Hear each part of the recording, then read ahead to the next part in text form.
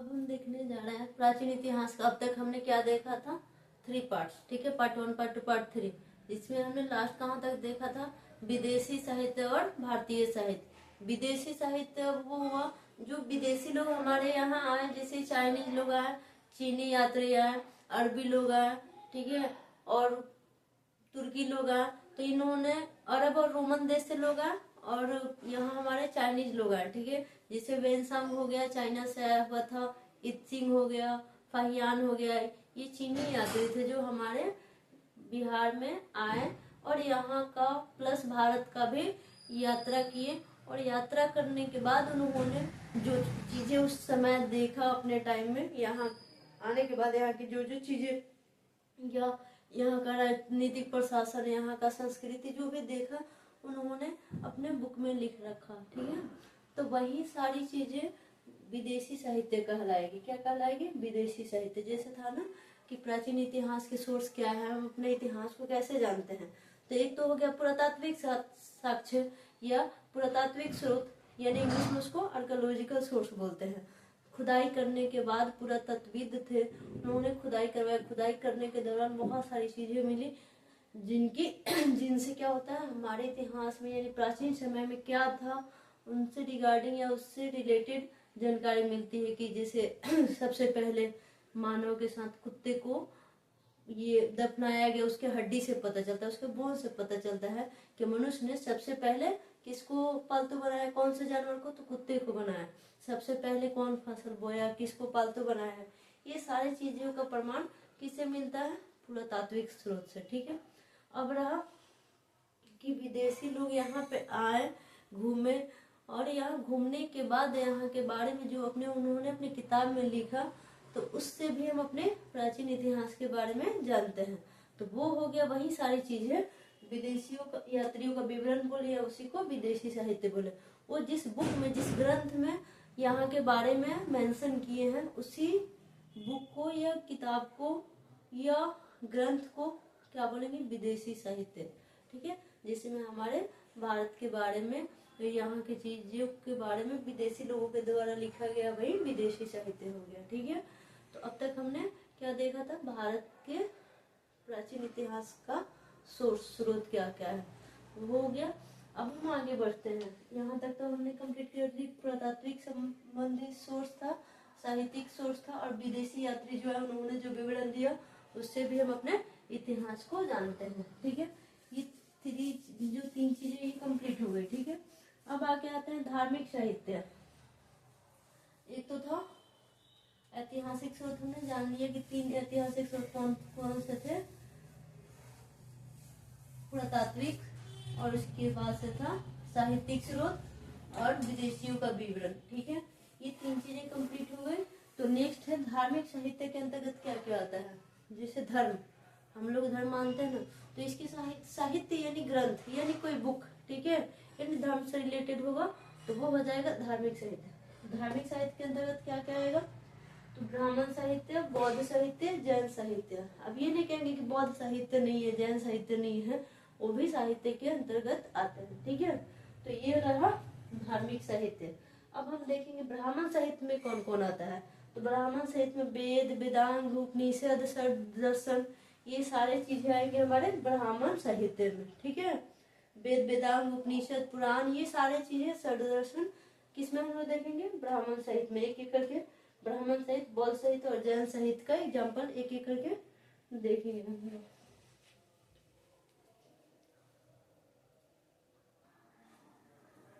अब हम देखने जा रहे हैं ब्राह्मण साहित्य में सबसे पहले वेद को।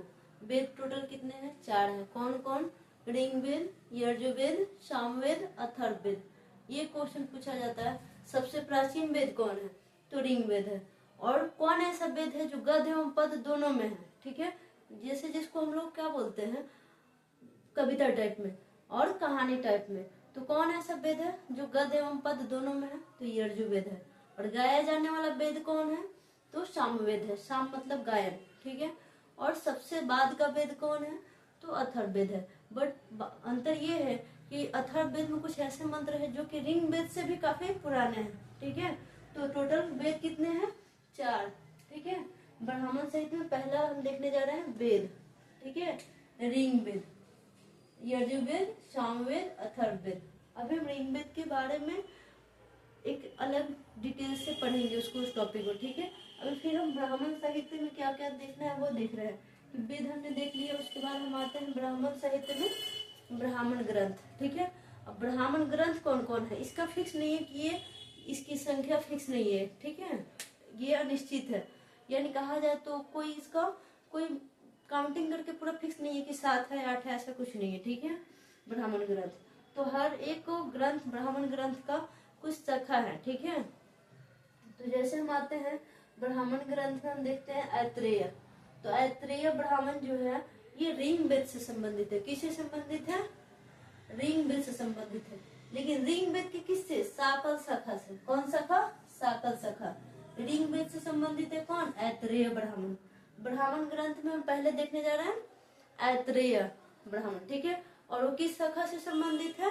तो साकल शाखा। और किस वेद से संबंधित है? तो ऋग्वेद से।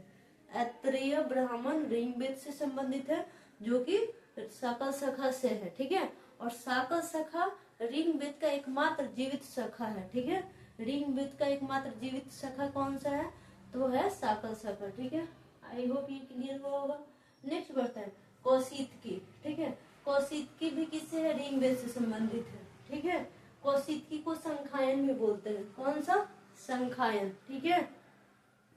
कौशितकी को ही संखायन बोलता है। और ये भी किससे संबंधित है? ऋग्वेद से संबंधित है। तो ये दोनों क्लियर हो गया। ऋग्वेद से में कौन कौन है? ऐत्रेय और कौशितकी। आगे बढ़ते हैं, ये शतपथ ब्राह्मण, ठीक है। तो शतपथ ब्राह्मण शुक्ल यजुर्वेद से। यजुर्वेद को भी डिवाइड किया गया है, बांटा गया है 2 पार्ट में, शुक्ल यजुर्वेद और कृष्ण यजुर्वेद, ठीक है। कृष्ण काला, शुक्ल मतलब उजला सफेद।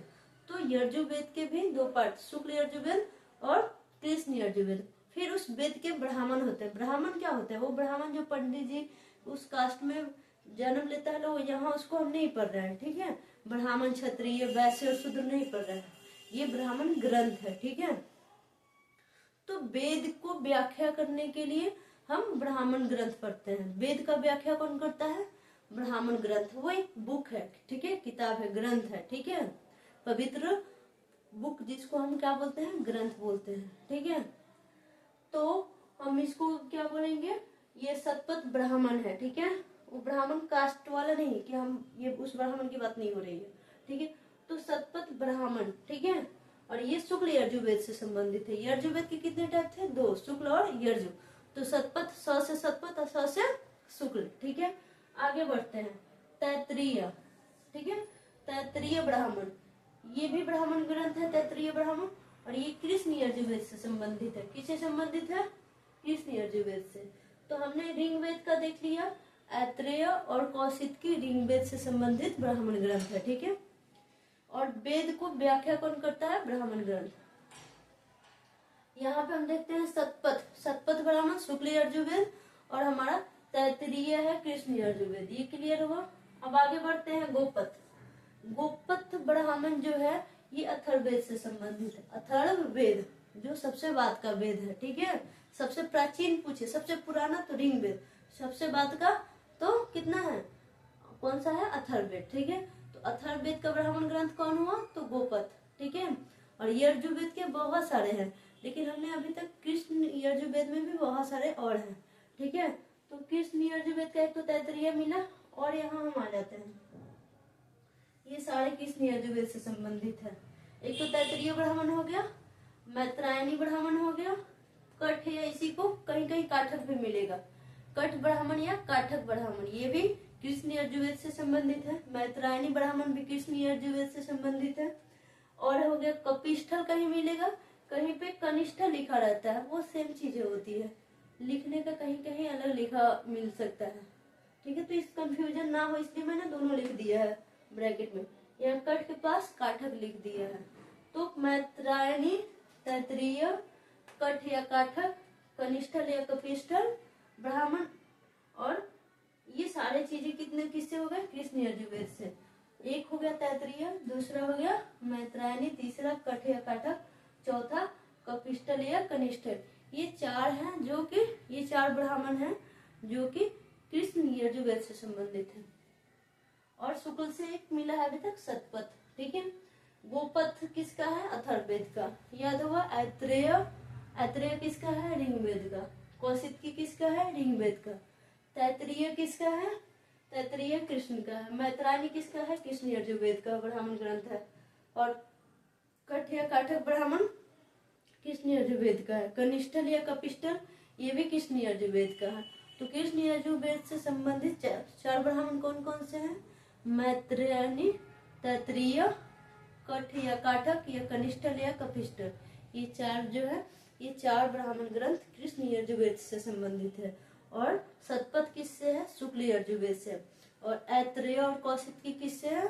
तो वो ऋग्वेद से है। गोपथ किससे है? तो अथर्ववेद से संबंधित है। यानी गोपथ ब्राह्मण किस वेद से संबंधित है? तो अथर्ववेद से संबंधित है। यहाँ तक क्लियर होगा। आगे बढ़ते हैं। पंचविंश, षड्विंश, संविधान, वंश, मंत्र, जैमिनीय, यानी पंचविंश ब्राह्मण या षड्विंश ब्राह्मण।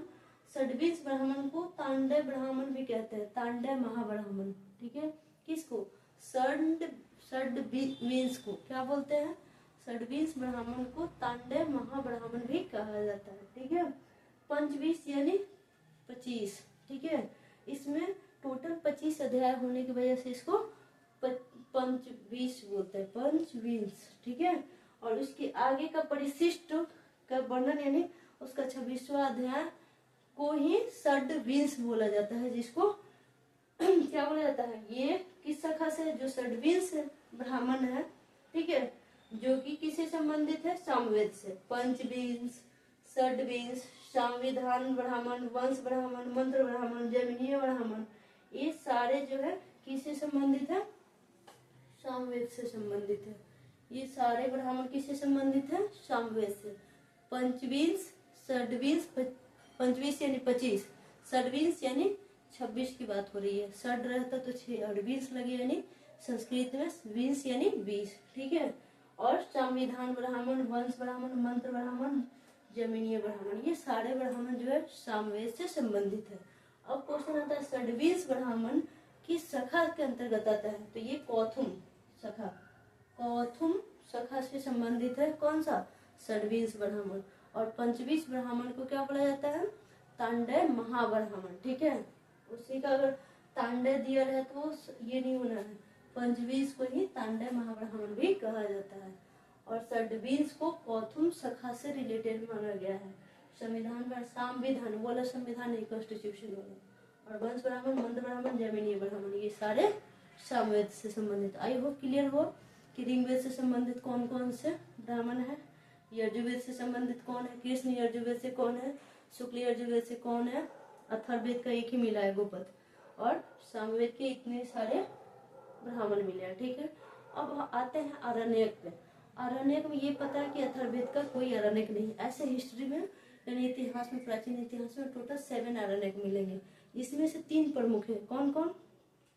मैत्रायणी, तैत्तिरीय और तीसरा है बृहदारण्यक, ठीक है।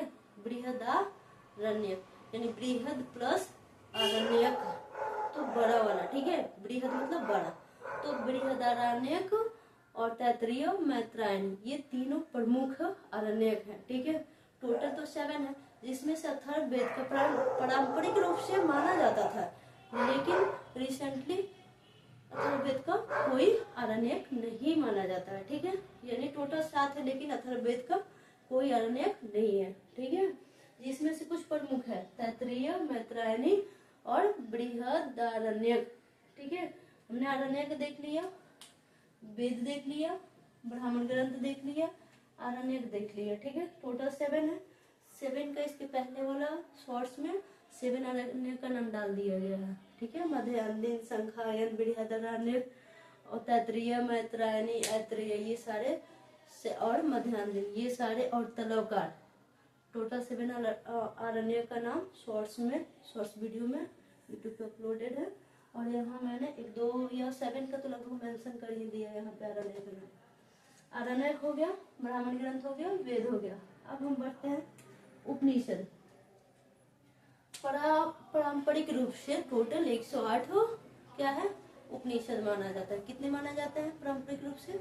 108, जिसमें से लगभग हम 10 प्रमुख उपनिषद देख लेते हैं। ठीक है, ऐसे कहा जाए कि मूल रूप से कितने हैं, तो मूल रूप से 200 से 250 या 300 से या 350 के आसपास या 300 से अधिक माना गया है। मूल रूप से इतने उपनिषद माने गए हैं। कितने? 200 से 350 के करीब में या उससे थोड़ा अधिक मूल रूप से इतने उपनिषद माने गए हैं। लेकिन पारंपरिक रूप से टोटल 108 उपनिषद है, जिसमें से प्रमुख हम 10 का नाम देख लेते हैं। छंदोग्य उपनिषद, कंठ उपनिषद, ये कठ था, ठीक है, वो ब्राह्मण था, कठ या काठल, और यहाँ उपनिषद पर है कंठ उपनिषद, बृहदारण्यक उपनिषद, ठीक है। अब इसको आरण्यक में ले जाकर नहीं डालेंगे, उपनिषद पढ़ने जाए। ईश उपनिषद, केन उपनिषद, प्रश्न उपनिषद, ऐत्रेय उपनिषद, ऐत्रेय यहाँ भी पढ़े है, ठीक है, ये ब्राह्मण ग्रंथ में पढ़े हैं, उपनिषद पढ़े हैं। मुंडक उपनिषद, मुंडक उपनिषद है ना, मांडुक्य अलग है, मुंडक अलग है, ठीक है, कंफ्यूज नहीं होना है। मुंडक उपनिषद, मांडुक्य उपनिषद और तैत्रीय उपनिषद। अब ये नहीं कि तैत्रीय तो हम यहाँ भी पढ़े, ऐसा नहीं, ये ब्राह्मण में नहीं पढ़ा, और यहाँ हम उपनिषद में देख रहे हैं। आज यहाँ तक क्लियर होगा, आई होप। वेद, ब्राह्मण ग्रंथ और आरण्यक और उपनिषद, प्राचीन इतिहास में हमने ये सारी चीज देख लिया जो कि ब्राह्मण साहित्य के अंतर्गत आते हैं। और भी चीजें अभी तक तो हमने 4 देखा, ठीक है। 5th नंबर पे आते हैं वेदांग, ठीक है। वेदांग 6 हैं। वेदों को भली भांति समझने के लिए वेदांग की रचना की गई है। वेदों को भली भांति समझने के लिए किसकी रचना की गई है? वेदांग की रचना की गई है। और ब्राह्मण ग्रंथ क्या है? वेदों की व्याख्या करने वाला, जो वेद है, जैसे ऋग्वेद है तो उसका व्याख्या कैसे किया गया है, तो उसके लिए कुछ ब्राह्मण ग्रंथ है, उसमें उसके अध्याय है, ठीक है, और उसके अध्याय में कुछ मेंशन किया गया है। जैसे ये षड्विंश है, ठीक है, तो षड्विंश जो है ये जादू टोना का बारे में उस अध्याय में मिलता है, 26वां अध्याय में, ठीक है। वेदांग 6 हैं, कौन कौन से हैं? शिक्षा, कल्प, व्याकरण, निरुक्त, छंद, ज्योतिष, ठीक है। टोटल 6 वेदांग, शिक्षा, कल्प, व्याकरण, छंद, निरुक्त, छंद, ज्योतिष, ये वेदांग हो गया। अब तक हमने ब्राह्मण साहित्य एक टॉपिक है, इसमें हमने वेद देखा, ब्राह्मण ग्रंथ देखा, आरण्यक देखा, उपनिषद देखा, उपनिषद के बाद हम क्या देखे? उपनिषद के बाद वेदांग। अब तक हमने ब्राह्मण ग्रंथ के अंतर्गत ओनली 5 टाइप ही देखा, यानी 5 टॉपिक ही अब तक हमने पढ़ा, वो भी डिटेल में भी नहीं। वेद को तो भी डिटेल में पढ़ना ही है, ऋग्वेद में कितने ऋचाएं हैं, कितने मंडल है, कितने सूक्त हैं, उनके पाठ्यकर्ता को, पढ़ने वाले को क्या बोला जाता है, उनके कौन से मंडल की रचना किसने की है, वो तो हम डेप्थ में पढ़ेंगे। फिलहाल हम ब्राह्मण साहित्य में जो टॉपिक इंक्लूड है उसको यहाँ पे